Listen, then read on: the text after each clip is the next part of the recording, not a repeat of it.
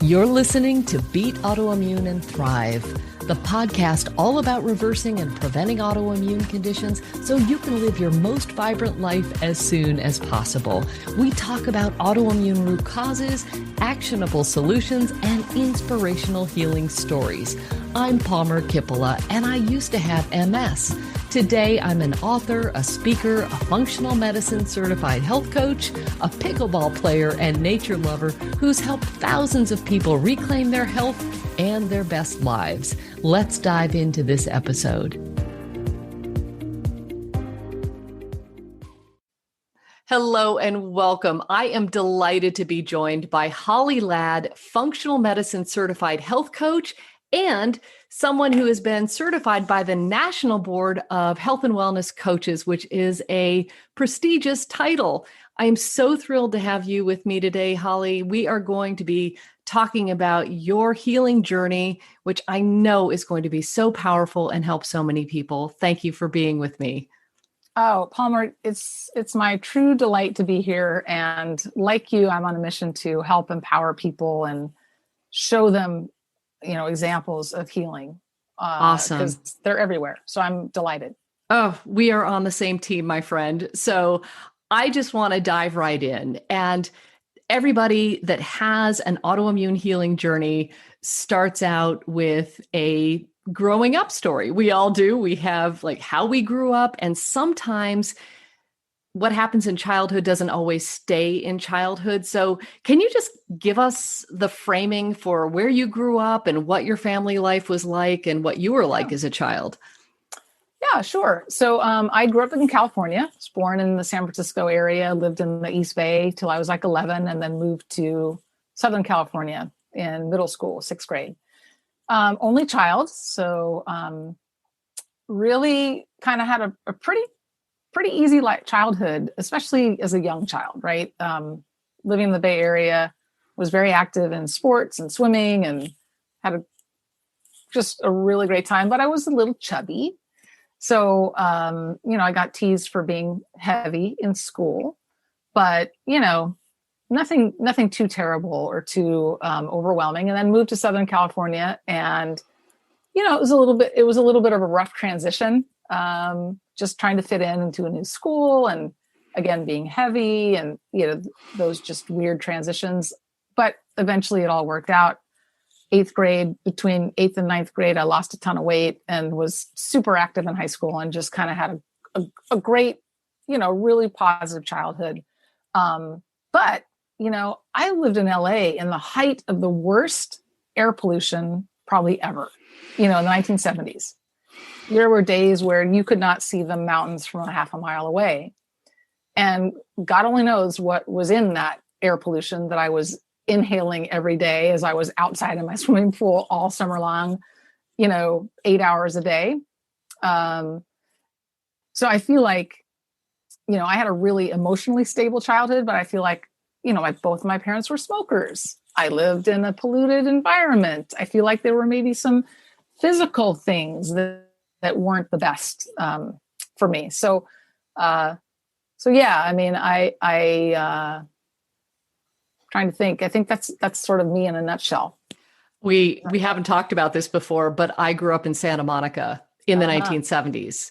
And I remember not being able to see the mountains or downtown LA because it was the worst air pollution and air quality. And I hadn't even considered this as part of my own setup. So I'm so glad that you brought up air pollution, because I think the stats on it are sometimes, well, they say that indoor air quality can be terrible, but if you live in a city or in an environment where there's outdoor air pollution, how profoundly that impacts us, right? Yes. Yep. So go on from there. Like, tell us what happened. Did you start feeling inklings of some sort of illness? Did you just make your way off to high school and beyond? Give us a sense of what happened. Yeah. I mean, no illness, nothing. I mean, I was a healthy person, rolled right into adulthood, considered myself a foodie, right? Like, loved to cook, ate fairly well, right? I wasn't on a standard American processed diet, so that's a good thing. But I sure ate my fair share of pasta and bread and sandwiches and cereal and baguettes and cheese and, all that wonderful, drank alcohol, wine, beer, and everything was fine, right? Everything's fine. Like, I'm healthy. There's no problem. There's never been any issue. And then 45 years old, I start having just really weird, I guess it started with fatigue. And I remember I was working as a real estate agent. I would just go into work and I would just tell my friends, I'm like, I am so tired. I just need a vacation. It must be stress. And this fatigue just kept going and going and getting worse and getting worse. So that, I think, was probably the first inkling. I just thought I needed a vacation. Yeah. But I believe that was probably the first sort of sign that something wasn't right. So did you listen to your body and rest more, or did you just push through it? What happened that the symptoms, the messages from your body began to get louder? How did that happen? Yeah, no, I didn't listen to it. I just kept saying, you'll be fine. Just get your sleep. You'll be fine. And, sure enough, I didn't get fine. And then all of a sudden my hands would ache in the morning when I woke up.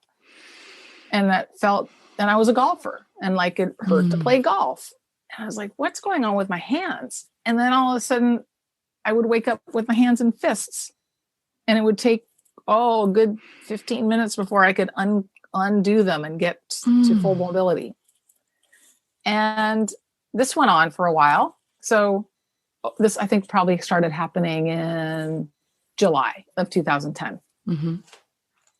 And I kept thinking, well, I just probably need, I had my massage therapist working on it. I had my chiropractor working on it. I had Eastern medicine practitioners, acupuncture. I had all these things working on it, and nothing was working. And must have been scary. It was scary. Really scary. It was totally scary, but I was being stubborn and obstinate. Like, surely this has to be sort of a physical, muscular type of thing. Right. And then I was on vacation, and I was lying in bed, looking at my hands, just going, these are not my hands. This is not what my hands look like. And so I got on Google, and I just sort of looked up stiff hands, and I was convinced at that moment that I had rheumatoid arthritis. I was like, oh my gosh, I have rheumatoid arthritis. And then when I got back from vacation, my DO, my doctor of osteopathy, referred me to a rheumatologist. So this was like October 2010. Meanwhile, I'm still more and more tired, right? I was taking a walk with my dog, and I was like, my legs are so heavy. I feel like I'm getting the flu. Like, what's going on? And it was just, everything was just getting worse. So I was thankful that I was going to see a rheumatologist because I needed an answer. So that was kind of the symptom piece, right? It was started in maybe spring with fatigue, went to the hands, forearms started aching. Like, it just kept progressing until about November. So you got to the rheumatologist appointment, and what happened? Got to the rheumatologist appointment. He came in, literally took one look at me, looked at my hands, looked at my forearms, touched me a couple of times, left the room, came back in and said, you have scleroderma. I was like, that doesn't sound good. And, he pretty much said, in typical rushed doctor fashion, right? We don't really know what it is. We don't really know what causes it. There's really no cure, but we want to do some follow-up tests to make sure it hasn't affected your lungs and your heart and your kidneys and all these things. And we'll get you some, we'll put you on some prednisone for a couple of weeks, and then we'll, have a follow-up session. And I was like, wow, this doesn't sound very good. And went home and did some research on scleroderma, and it was really frightening. Like, wow, people die from this. This is not, just a bum knee. And cried. Yeah. And then figured out, okay, where are we in this? It's very disruptive when you get this life-changing diagnosis that you've never heard of. Yeah. And before you continue, can you talk about what scleroderma is? Because I know it's an autoimmune condition, but it's not one of the most popular. So I think a lot of people would like just a high level overview of what that means. Yeah. So high level overview is that scleroderma is thickening and hardening of the skin, but it also can affect the heart and the lungs and the kidneys. So I think it has to do with collagen production. I'm not 100% certain on the mechanism, but most people experience like very stiff, like your face is very stiff. There's no pliability in your skin. Things just stiffen up. And I think it's somewhat related to sarcoidosis, which is the stiffening, hardening of the organs. Interesting. So, well, even the word scleroderma, I know sclero is the hardening and derma is skin. So it makes sense that that's actually what it is. It sounds like the Latin or something for hardening of the skin. And as you described, the internal organs, which is what, of course, makes this life-threatening. Yeah. Yeah. So we kind of wallowed around in sort of misery for a few days. And then my just amazing partner, she got online and just started doing research. She said to me, I don't want you doing the research. I don't want you to see anything bad. I want you to just focus on healing, focus on resting.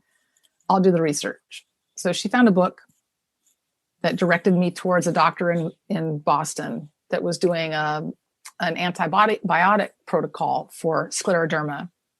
And he'd been doing it for years. He was probably 70 years old, really old guy.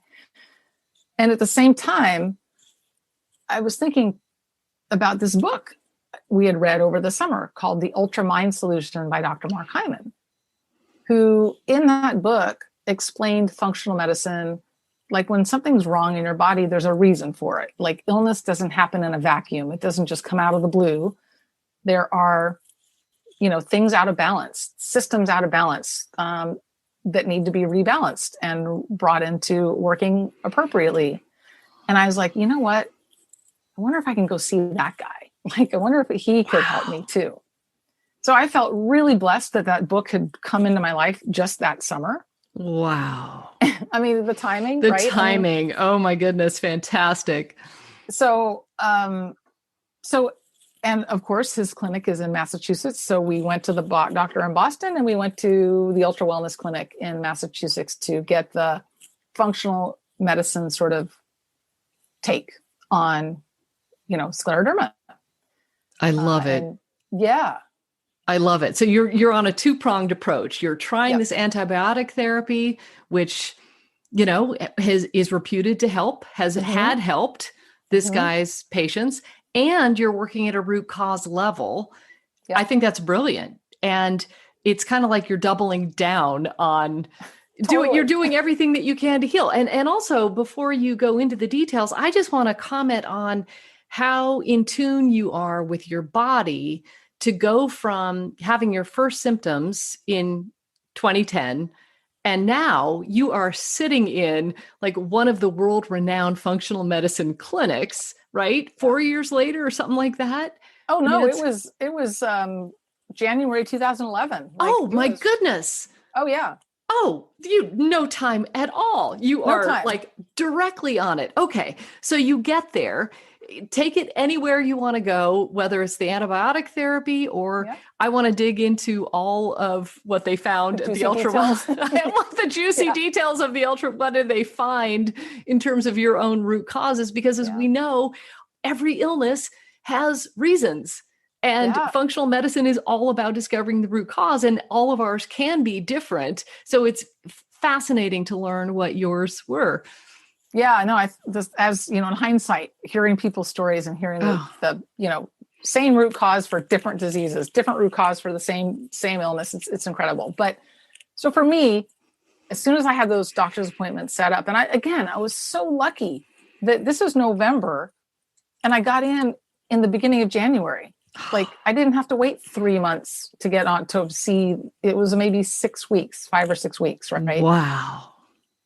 So I just feel like the universe was on my side, right? I felt like we want you to get better. And so as soon as I had those doctor's appointments and I had the plane ticket, it was like, hope. I have hope. Hope. And once you have hope, you can get through anything. So I go to I can't remember who I went to for. Oh, I think I went to the functional medicine doctor first, Dr. Todd Lepine at the UltraWellness Center. He's amazing. He's on summits. He's a brilliant mind. And, you normally go to the doctor and it's 15 minutes of a visit. And they're like, okay, you're going to come at 8 and we're going to be done at 11:30. I was like, what? 3.5 hours? Okay, sure. Why not?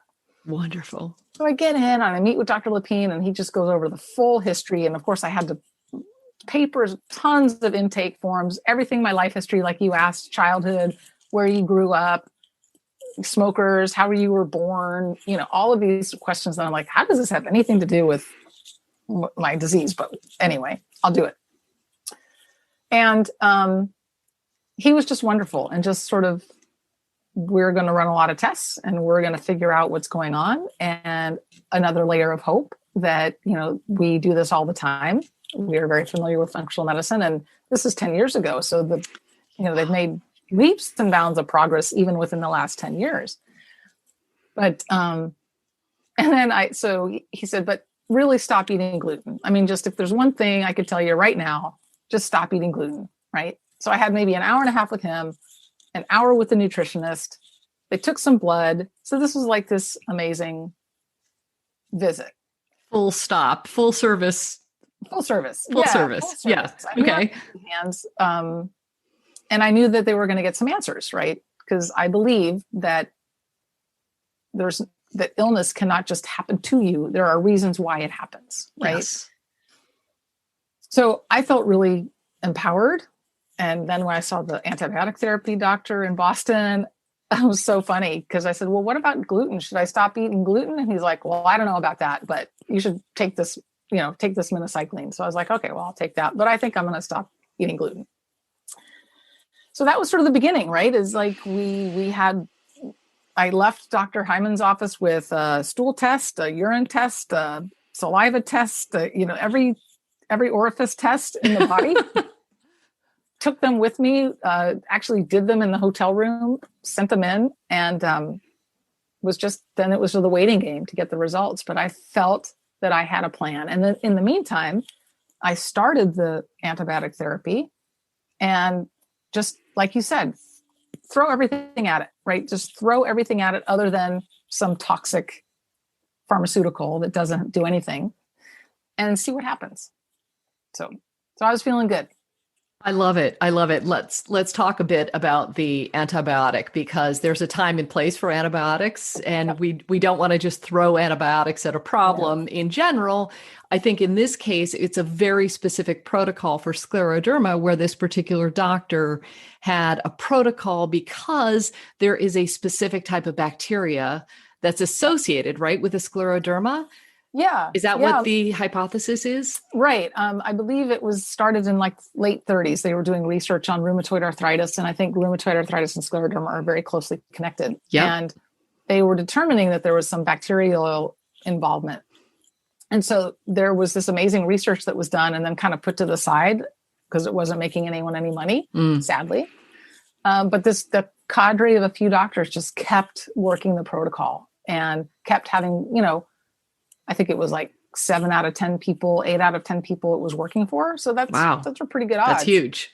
Mm-hmm. Yeah. So it was scientifically backed, though not from an FDA sort of random blind trial, but still there was enough data anecdotally for me to have faith in it.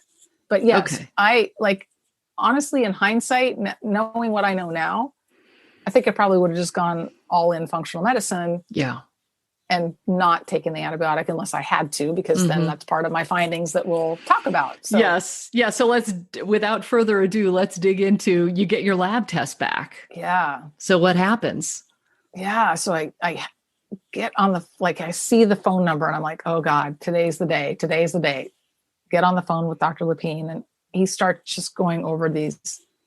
Okay, let's start with your vitamin D level. It's really, really low. So you live in Arizona, it's super sunny, but your vitamin D is terrible. You have dysbiosis. So what that means is dysfunction in the gut, right? I had more bad bugs than good bugs. The wrong people were running the neighborhood. It was causing inflammation, leaky gut, all those buzzwords that we talk about in functional medicine, which was causing inflammation. Mercury had mercury toxicity, not like redlining, but enough to create a problem. I had a parasite, unbeknownst to me. So there were some parasites going on. I had latent Lyme disease. So I got Lyme disease in my 20s, my senior year in college. Took tetracycline for like 10 days, which we now know is not long enough. Knock on wood, the only thing that it was just hanging out, right? They saw that there was still Lyme hanging out. Thus, the antibiotics were appropriate because they were going to address the Lyme disease. But it had become chronic since it wasn't fully resolved, right? Exactly. Okay. Right. And not that I ever had any symptoms, or maybe I did have symptoms, but I didn't really know they were symptoms. Yep. I had H. pylori, which I don't know, maybe you can explain it better than I can, but it's something to do with bacteria in your stomach or something like that. Yes, that's all you need to know. It's a bacteria that causes gut problems, and in some people, heartburn and ulcer. It seems to be the big root cause of ulcers. Yeah. So there's that. My omega fatty acids were out of balance. Like, you should be like 3-to-1 omega-6 to omega-3. And I think I was like 17-to-1. So clearly I was eating too many vegetable oils and snack foods, right? And that causes inflammation. Omega-3 is anti-inflammatory, omega-6 inflammatory. We could do a whole conversation on those. I'm trying to remember what else stood out for me. I have in my notes, you had the MTHFR. Oh, yep. MTHFR methylation issues. That was going on as well. There were a couple genes in there that were sort of higher risk for cancer. They didn't really have anything to do with autoimmune, but good to know. So you had a big pile. I mean, this is a laundry list of things that are filling your toxin bucket, right? Exactly. I mean, unless there's something else that you can think of. I think there's a huge pile in there. And so how did you feel when you got all this back? I mean, were you overwhelmed? Did you feel empowered? I think it was both, right? When he just kept going and saying, and I'm writing this down, just going, dang, I am not healthy. Like, how did I get here? I mean, I thought I took pretty good care of myself. Like, I worked out, I slept well. I thought I ate, I thought I was living a healthy lifestyle. Yeah. And so I was just completely shocked and overwhelmed and empowered. Like, well, okay, now we know what we have to fix, right? And we just systematically went about healing the gut, detoxifying the mercury, getting rid of the H. pylori, taking care of the parasite, taking some vitamin D, changing the diet, more omegas, like just the full Monty, the full lifestyle reset, right? I didn't do an elimination diet, which is interesting. That was not on the program, but I was not eating gluten. I think I stopped eating dairy for a while. And then I just said, I'm just going to be a vegan. I'm just going to go vegan. Why not? So I did gluten-free vegan for a year. So it was just, okay, these are all the things we need to do. And for, another thing that I'm grateful for is that I have a character strength of self-regulation. So for me, once I decide that I'm going to do something, I'm going to do it. It's not like I'm going to do it, not do it, not do it, or half do it. I just went full in, committing to it. And so there I was. This was probably in late February, maybe early March is when I sort of started doing the therapies, chelating the mercury, taking the supplements, the herbs to get rid of the pylori, it was amazing. And I'm just right there with you on the edge of my seat about this because it is so much that you're doing at once. It seems like you're just diving right into this full on chelation. And did you have to get mercury fillings removed, or was this mercury from fish that you were eating, or what was the source of your mercury? That's a good question. I do still have mercury. I still have mercury fillings, that I know I would like to get rid of in the long run. Mm-hmm. But I forgot to mention in my story, my backstory, that in May of 2010, I had a mercury filling removed by a regular dentist. And that's when my symptoms really started to kick in. So I was a little bit gun shy of having mercury fillings removed. Yes. And even though I know that you can do it through a biological dentist right now and do it without the same effects, I'm still a little bit like, it's not broken. Don't mess with it. I so understand that. And it really is a cautionary tale for what can happen if you don't have your mercury dealt with properly.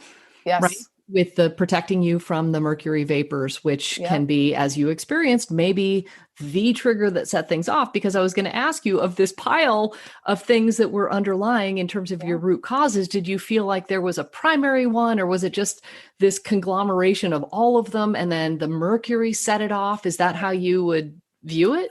Yeah, I kind of have to think that, the gut issues were fundamental. And then the mercury, given my poor detoxification with the MTHFR, just kind of was the cherry on top. I feel like those two things were fundamental, and then everything else was just beneficial. That's my sort of intuition. Well, that is all that matters. Right. Yeah. And so help us to see how did you start to feel? Did you start to feel any improvement of symptoms while you're doing this plan? Like, what was the next thing that happened? So initially, things were not getting better. Like, my skin was getting a little bit worse. It was progressing further on down the torso. And I was like, okay, but they said this could happen. And they said it could take a while. Just be patient. Be patient. That's another strength of mine, is patience, and forgiveness. So I think it was probably May. So this is a couple months later. I'd been on all the protocols and therapies, and I started to get my mental clarity back. It's like the first thing that lifted was the brain fog, right? The major fatigue, oh my gosh, I can go to work and actually work on a computer for a few hours, or I can have a conversation with someone without just glazing over and not really knowing what they're saying. So the first relief for me was the fatigue and the brain fog. And that was like, okay, that's good, because that was kind of the first symptom. So, okay, we're going to start unwinding all of these symptoms as they kind of occurred. And then it was just a slow unwinding. Like, one day I was like, oh, my mouth is opening a little bit more. I mean, this is kind of gross, but I could only open my mouth. Like, I could only get 2 fingers in. Wow. Barely. And now I can pretty much fit my whole fist in my mouth again. I'm not going to show you that. I'll spare you the details of that. No, that's amazing. And it's not gross. I mean, we all have the need to open our mouths. And I could just imagine what it's like to just have this hardening of your face. I mean, I'm sure it felt awful. So that was probably a huge lift of a symptom.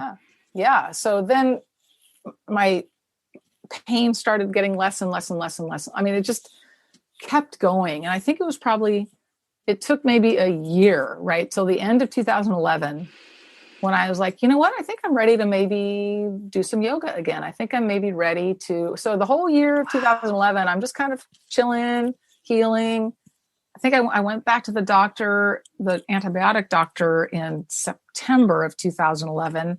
And he was like, wow, you're doing great. So we're going to lower your dosage. We're going to sort of start tapering you down off the minocycline. And I just kept sticking to it. Dogged determination. Like, I stopped drinking alcohol. I stopped drinking coffee. I was just doing everything that I could. I started meditating. I started transcendental meditation, which was just, I never realized how stressed I was, right? So it's just something you're not going to cure overnight. It's not going to reverse overnight, but it took maybe then a year and a half later, I'm back at the gym, right? I'm back doing training. I have the energy to go to the gym. I don't have the pain. And then every once in a while, if I really stretched my arm, I could feel it. But everything, I felt like it just all dissolved, right? It's just all lifted. And 4 years later, I realized, man, I don't have any symptoms anymore. Wow. Yeah. Did you wake up one morning and I mean, it's really hard to notice the absence of symptoms. And there's actually research that shows that people don't report feeling better until they're 75% better. If you think about that, it's pretty staggering. And as health coaches, we know because we're working with people and they keep reporting, yeah, I'm maybe a little better or doing about the same, no symptoms. Well, wait a minute, something in there, right? Yeah, no, for me, I'm like we talked about, I'm very in tune with my body. So I knew things were getting better. It's like I had checkpoints, right? How far can I open my mouth? Can I pinch my skin? Are my forearms soft? Like I had these checkpoints. Like, can I bend my knees completely without pain? So I just kept realizing, wow, I can do this now. I mean, maybe it wasn't every little micro step, but in chunks, it was sort of like, gosh, I don't have that anymore. This is working. It's working. This is working. Keep on keeping on. Exactly. And don't go back, right? Don't go back to where you were because we all know. And I think the other thing to think about is, and again, I've been neglected to say this in sort of the run-up story, but I was working in a job and a career that was very stressful. And it didn't match my person. It was a mismatch. I was in a job that was a mismatch. And I said, how many times in that job did I say, man, I just need thicker skin. Wow. Right? I just need thicker skin to let this all just bounce off of me. The universe was listening to you, Holly. Yes. So be careful. Of how you talk and communicate to yourself. I don't think that's any small coincidence. Wow. I get it. I do. I get it. So now I'm with you on this journey. You're like 4 years since your initial diagnosis. Mm-hmm. You've been following these protocols. You're now aware that you don't have any symptoms. Yep. What is life like at this point? Well, life has been permanently changed for the good, right? I am no longer a real estate agent because I realized that was a toxic profession for me. I have veered towards functional medicine health coaching because that's the passion. That's where, like warriors, right? We're out there like, I've done it. We have to spread the word. We have to help other people experience this because it's possible. So in a fulfilling job, working the way I want to, eating in a way that I know is going to help my longevity. And, who knows what could have happened to me if I had stayed on that track, Alzheimer's, dementia, arthritis, old age, just the diseases of old age. And I feel just empowered that I know now how to take care of myself and take care of others in my life. My mom's changed her diet, my partner's changed her diet. We're just better. We're just better human beings. And outside of I don't know if you've heard of the book, Healthy Deviant. No. So there's a book out there called Healthy Deviant by Pilar Gerasimo. And she talks about this unhealthy default reality that we're all part of. I'm no longer living in the unhealthy default reality. I'm living in the healthy possibility reality. And it just, it's a blessing, really. I mean, I would not be who I am today without that experience. It required a lot of sacrifice. It required, the other thing is like the end of 4 years, like, who am I now? Like, change in identity, right? Mm-hmm. But it's all worth it. It's all like I wouldn't change a thing.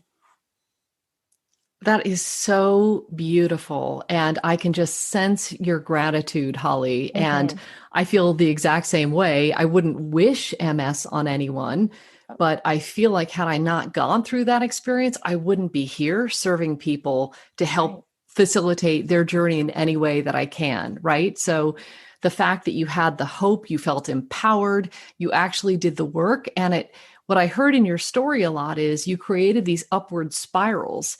Like you started doing things and then you would feel a little bit better.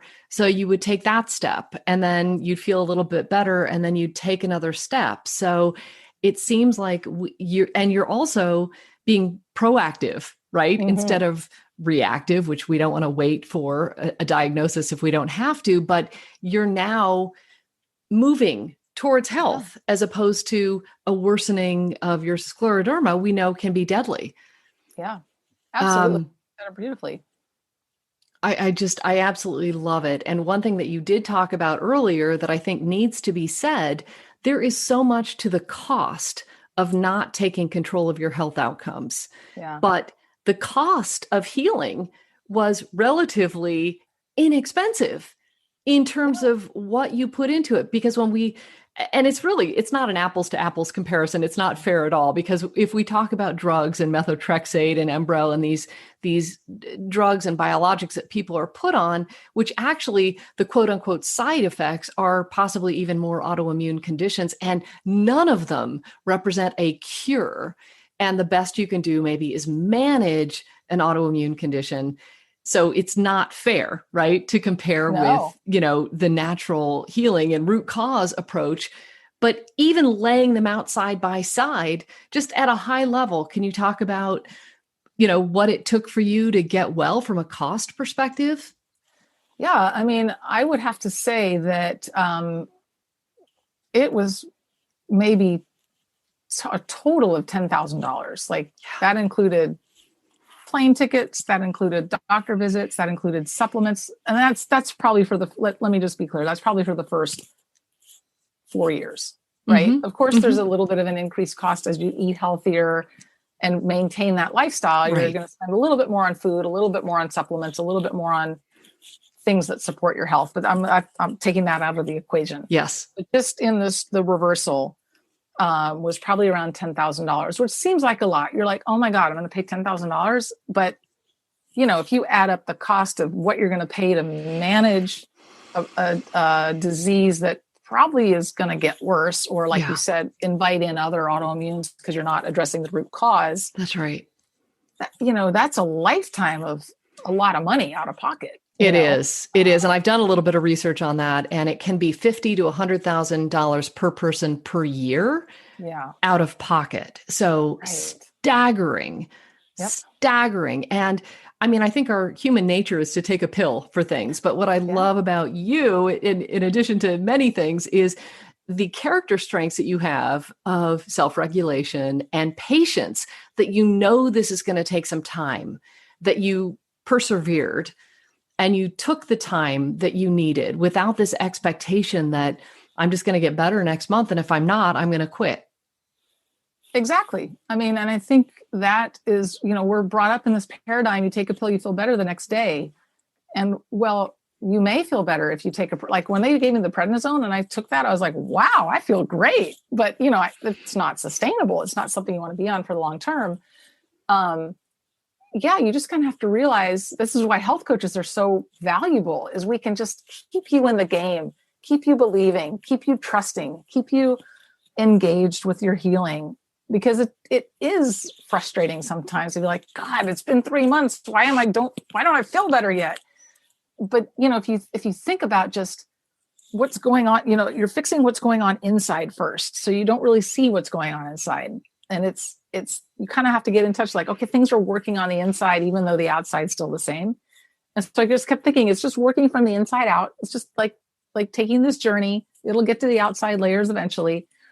And having that just, I guess it's perspective, right? That it's not going to change overnight. I love it. I love your perspective. I love your story, your mindset. And I wonder if you have any reflections or anything else that you'd like to share about what was important to your journey, or silver linings that you haven't mentioned, anything else? Oh man. Well, silver linings I couldn't even go on to name them, because it's brought me to where I am today. I think in hindsight, however, knowing what I know now about autoimmune, and that, symptoms can be building for like 8 to 14 years. Like you can be asymptomatic autoimmune for a longer period of time. And when I look back, I think 2008, I was maybe seeing things a little bit different. Things were starting to change, but at such a, glacial pace, right? That I didn't notice it. So I wish in hindsight, I could have gone to a functional medicine doctor in 2008 and known what was out of balance then, so that I didn't have to go through the symptoms and the diagnosis in 2011 or 10. So that's part of the prevention piece, right? Is like, right. If you start now and you don't have any symptoms, but maybe your mom has rheumatoid arthritis or someone in your family has lupus or MS or something, take charge now. Don't wait to have a symptom. It sucks. Like, just take charge now so you don't ever have to deal with it. So that's so one beautiful thing. And then I think just be honest with the people around you. Fill yourself with positive people. Surround yourself with people who also believe that you will get better, because there's power in that mentality. So, and I'm just blessed beyond belief to have the partner that I have and to have the friends that I have and to just be able to be honest and have their support. Beautiful. I love that. Anything else? Were you on a list of things? I don't want to cut you off. No. I'm just trying. I think that's about it. I mean, like I said, like we were talking before we started, I think I had the best possible situation for an autoimmune disease. You know, I didn't have to go through 12 doctors. I didn't get put on any medications. I didn't go through years of struggles and trial and error. It was a pretty streamlined process. So I am just so grateful that the universe lined things up for me in that way. But that doesn't mean that if you've struggled, you cannot change things today. So there's always hope, and there are always people out there, functional medicine certified health coaches, functional medicine doctors, functional nutritionists, functional therapists, that can really support you. So yeah, I'm on a mission with you, Palmer. Oh. So we're doing this together. I love this. It's never too late.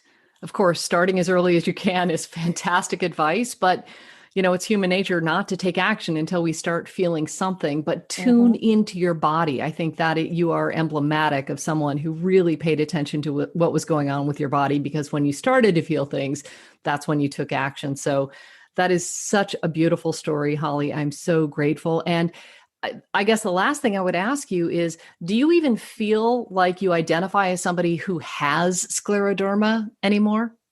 Oh, no. And in fact, I don't think I ever once said the words, I have scleroderma. I don't think I ever said that. I think I said, I have a condition that's called scleroderma. Beautiful. I never really identified as a sick person. I always identified as a healthy person that just has to overcome something. And there's just one last thing I want to leave people with is it takes a lot of self-love to embark on this journey. You have to love yourself a lot. And so finding the way, I love myself. I don't mean to be, I'm not in a braggadocio way, but I love myself. I love my life. I love me. I want to be here, and find a way to develop that mentality, because that's part of what gets you better too, is that self-worth, that you're worth something, and we all want you to be here. Well, we're so grateful that you're here. So grateful for this story, especially during this time. I am so happy that you came and shared it with me today and everyone. So Holly, it was such a pleasure. I look forward to continuing our conversation and being on this warrior journey with you. Yes, pleasure is mine, Palmer, and best of luck to everything that you're doing. And let's just spread the mission, spread the word. Let's do it. All right, my friend. Take great care. Thank you. And that's a wrap. Thanks so much for tuning in. If you enjoyed this episode, be sure to subscribe, share it with your friends and family, and if you feel inspired, please leave a quick review so other people can find it too. Now, if you want to beat autoimmune and thrive, make sure you sign up for my free video training at freeautoimmunetraining.com. That's freeautoimmunetraining.com, and watch the first video right away. Take good care. Bye for now.